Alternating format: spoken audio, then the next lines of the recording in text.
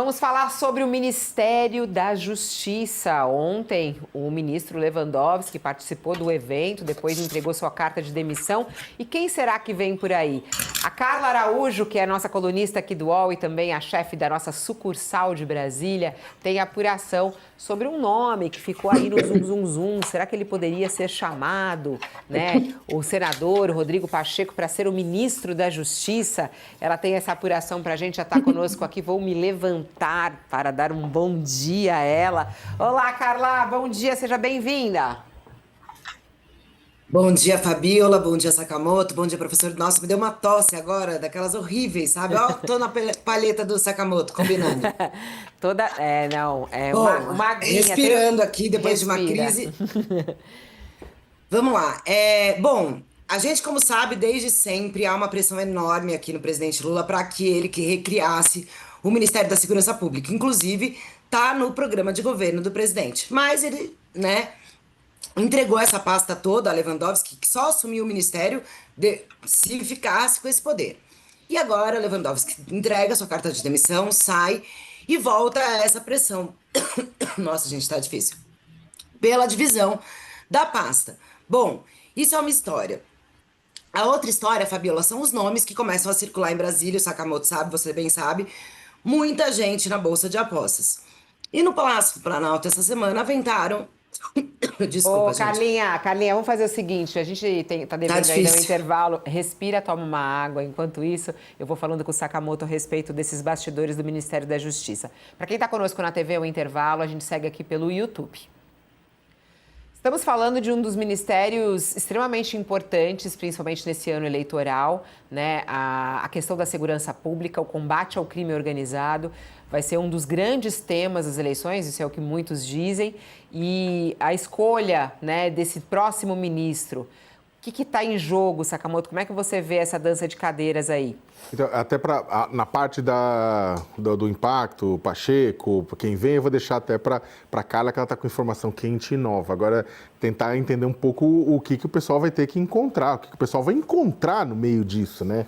E aí você tem o seguinte, a segurança pública acabou se transformando no final do governo uma das cobranças, uma das principais cobranças contra o governo Lula, que seria óbvio, inclusive, né?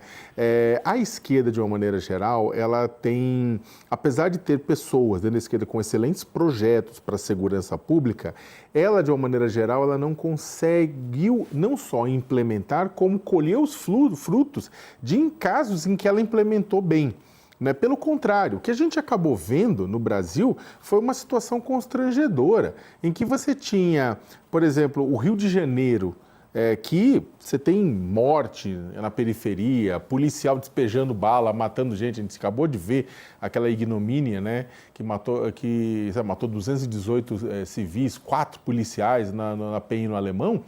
Mas a gente tem visto ao longo dos anos o governo do estado da Bahia, administrado pelo PT há eras, também figurando à frente das polícias com maior letalidade policial, que mais mata, segundo os dados do Anuário Brasileiro, do Anuário do Fórum Brasileiro de Segurança Pública.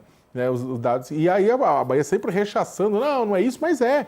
Então o que acontece? Não houve e não há por parte do governo de esquerda uma grande vitrine para mostrar. O governo queria mudar isso. Aí você teve tudo o quê? Você teve a tentativa de aprovar a PEC da segurança pública, que está lá tramitando, teve a questão do PL antifacção, que veio na esteira da confusão no Rio de Janeiro, lá na PEN no Alemão, né? Só que aí esbarrou em interesses legítimos e ilegítimos por parte de outros entes federados. Teve muita gente que reclamou, não, governo federal, governadores, principalmente de oposição, o governo federal quer mudar, quer atingir o pacto federativo, quer pegar uma competência que não é deles. E o Lewandowski sempre falou, na verdade, não. Na verdade, o que a gente quer é estruturar melhor o sistema, integrar as inteligências das polícias, né? Permitir, inclusive, que a Polícia Federal possa atuar de forma mais firme em crimes transnacionais ou de crimes nacionais. A Polícia Federal, que é uma instituição confiável e que tenha o apoio e o suporte de uma parcela significativa da população brasileira, ao contrário do que acontece com outras instituições. Né? Pelo contrário, o que a gente ouve? A gente ouviu porrada, pancadaria e ataques diretos à Polícia Federal. Né? E agora a gente vai ver o que vai acontecer, como é que esse novo ministro da Justiça ou ministro da Justiça e Segurança Pública vão desenrolar esse novelo. É, vamos lá. A Carla já se recuperou. A gente já voltou ou não? Estamos voltando. Voltamos para quem estava conosco na TV já. A Carla Araújo já tomou uma aguinha, já está de volta aí. Ô Carla, vamos lá. Por que Pacheco... Primeiro, o nome dele era realmente o primeiro nome? O Lula queria Pacheco? E por que ele não vai aceitar?